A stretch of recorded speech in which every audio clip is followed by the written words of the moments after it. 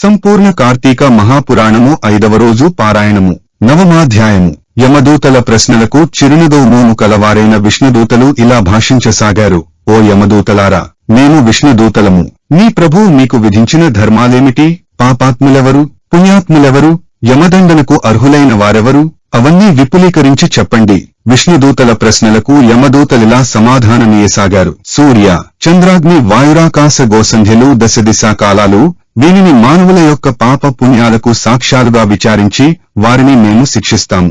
ఓ విష్ణుదేవతలారా, శ్రద్ధగా వినండి. వేద మార్గాన్ని విడిచిన స్వేచ్ఛాచారులు, సాధుజన బహిష్కృతులు యమదండనార్హులు. బ్రాహ్మణుని, గురువుని, రోగిని పాదాలతో తాడించేవాడు, తల్లిదండ్రులతో కలహించేవాడు, అసత్యవాది, జంతుహింసకుడు, దానము చేసిన దానిని మరలా ఆశించేవాడు, డాంబికుడు, దయారహితుడు, పరభార్య సంగముడు, సొమ్ములను తీసుకుని పక్షాన్ని అవలంబించేవాళ్లని, చేసిన దానాన్ని బయటపెట్టుకునే వానిని, మిత్రద్రోహిని, కృతఘ్నులని, ఇతరుల పురుష సంతతిని చూసి ఏడ్చేవానిని, కన్యాశుల్కాలతో జీవించేవానిని, వాపీకోప తటాకాది నిర్మాణాటంకపరులని, తల్లిదండ్రుల శ్రాద్ధ కర్మలను విడచిన వానిని, కేవలం భోజనం గురించి ఆలోచించే వానిని, ఇతరులు చేసిన దానాన్ని నిరోధించే వానిని, నిత్యం స్నానసంధ్యాదులను విడిచిన వానిని, బ్రాహ్మణాస్వ గోహత్య ఇత్యాది పాపయుక్తులైన వారందరూ కూడా యమలోకంలో మాచేత దండించబడుతుంటారు. ఇక ఈ అజామిరుడంటారా?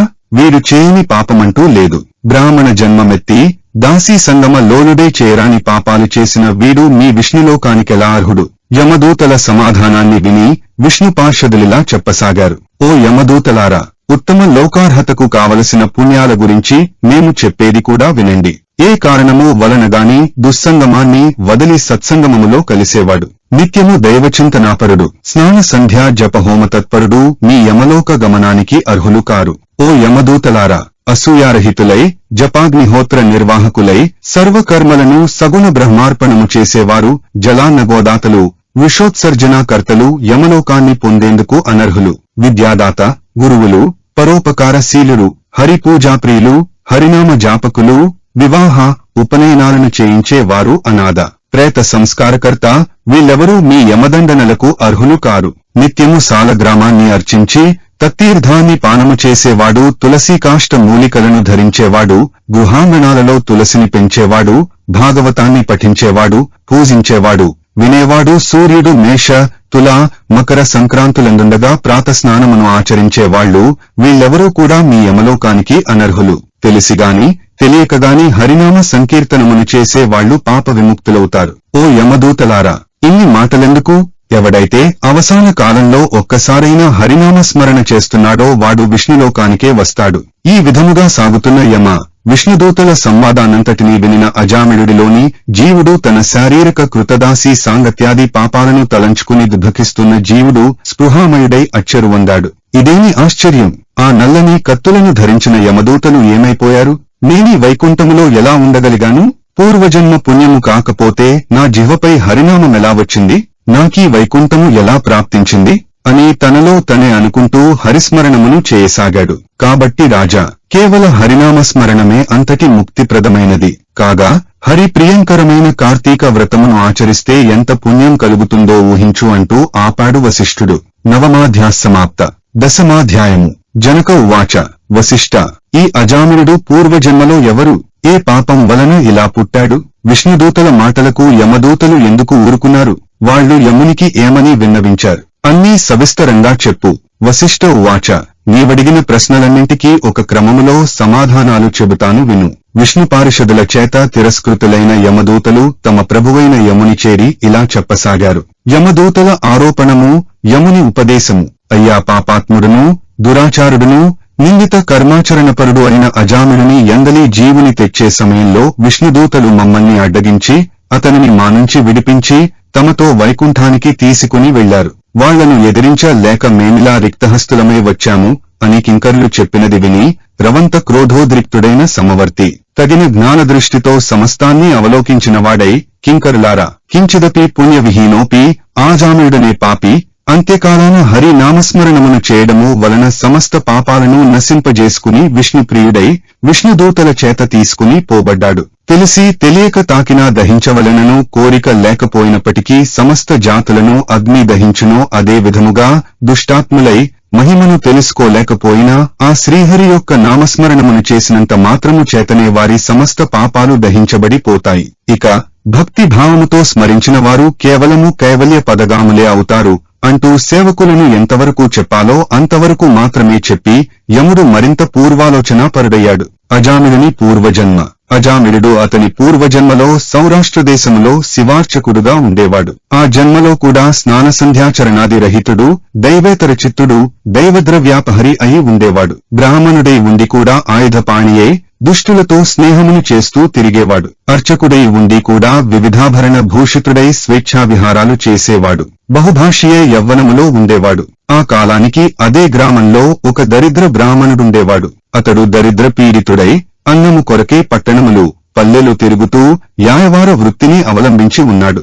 ఒకానొకసారి అతగాడు తనకు లభించిన యాయవార వస్తుజాలనంతటినీ మోసుకుని వచ్చి భార్యను పిలిచి, చాలా ఆకలిగా ఉంది, సత్వరమే వంట చేయి, ముందు కాసిని మంచినీళ్ళియ్యి, అవి త్రాగి రవంత ఉపశాంతిని పొందుతాను అన్నాడు. కాని యౌవనమదాశ్రితయే ఉన్న ఆ ఇల్లాలు భర్త ఎన్నిసార్లు పిలిచినా పట్టించుకోకుండా తన జారుని గురించే తలపోస్తూ ఉండిపోయింది. అందుకు కోపించిన భర్త చేతికందిన కర్రతో ఆమెను కొట్టాడు. తన కామపుటాలోచనలకు అంతరాయమును కలిగించాడనే కోపంతో తన ముష్టి ఘాతించింది.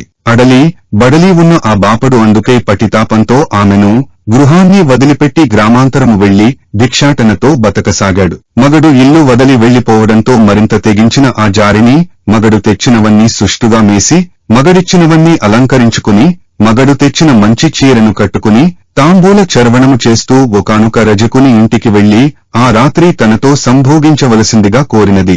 కాని నీతిమంతుడైన ఆ రజకుడు ఆమె కోరిన తప్పుడు పనికి అంగీకరించకపోవడంతో వారిద్దరికీ వాగ్వివాదం జరిగింది. అంతటితో వాంఛితార్థం నెరవేరని ఆ బ్రాహ్మణ జారిని వీధినపడి రసికులను వెతుక్కుంటూ పోతూ ఇతను పూర్వం చెప్పబడిన ఈశ్వరాలయార్చకుని చూసి సురత క్రీడలకు ఆహ్వానించింది. బ్రాహ్మణుడైన వీడు ఆమె పరస్త్రీ అని కూడా ఆలోచించకుండా అంగీకరించి ఆ రాత్రంతా ఆమెతో సుఖించాడు. అయినప్పటికీ ఆ జారిని సద్వంశ సంజాత అయిన కారణంగా కామము చల్లారగానే తన దోషాన్ని తెలుసుకున్నదై భర్తను వెతుక్కుంటూ వెళ్లి బ్రతిమాలి తెచ్చుకుని అది మొదలుగా అతని మాటలకు తూచా తప్పకుండా బ్రతుకసాగింది. ఇటువంటి పాపాల వలన మరణానంతరం ఆ శివార్చకుడు రౌరవాది మహానరకాలు అనుభవించి సత్యనిష్ఠుడి కొడుకైన అజామిళుడుగా జన్మించి కార్తీక పౌర్ణమి నాటి శివ సందర్శనం అంత్యకాల హరిస్మరణల పుణ్యం వలన మోక్షాన్ని పొందాడు.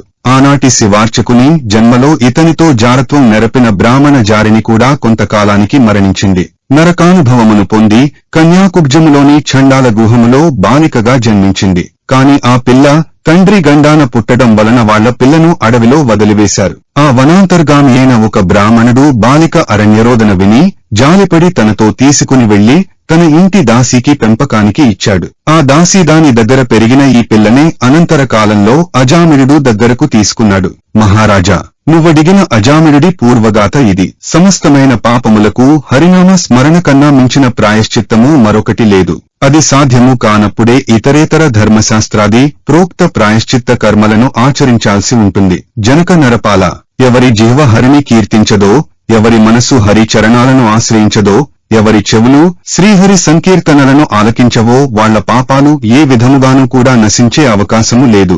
ఎవరైతే ఇతర చింతలన్నిటినీ విడిచిపెట్టి విష్ణువునే ధ్యానిస్తూ ఉంటారో వారు తప్పనిసరిగా కైవల్యాన్ని పొందుతారనడంలో ఏమీ సందేహము లేదు.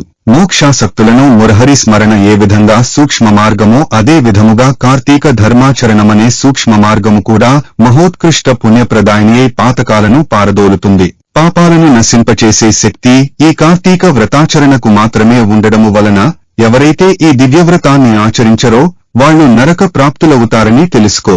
పాపనాశని అయిన ఈ కార్తీక మహాత్మ్యాన్ని శ్రద్ధాభక్తులతో వినినప్పటికీ కూడా వారు మోక్షార్హులే అవుతున్నారు. ఆసక్తులైన వారికి పావన హృదయంతో ఈ మహాత్మ్యాన్ని వినిపించేవాడు వైకుంఠగతుడై విష్ణువుతో కలిసి సుఖించుతాడు. ఏవం శ్రీస్కాంద పురాణాంతర్గత కార్తీక మహాత్మ్యే నవమ దశమ అధ్యాయో సమాప్త. 9, 10 అధ్యాయములు. 5వ రోజు పారాయణము సమాప్తము.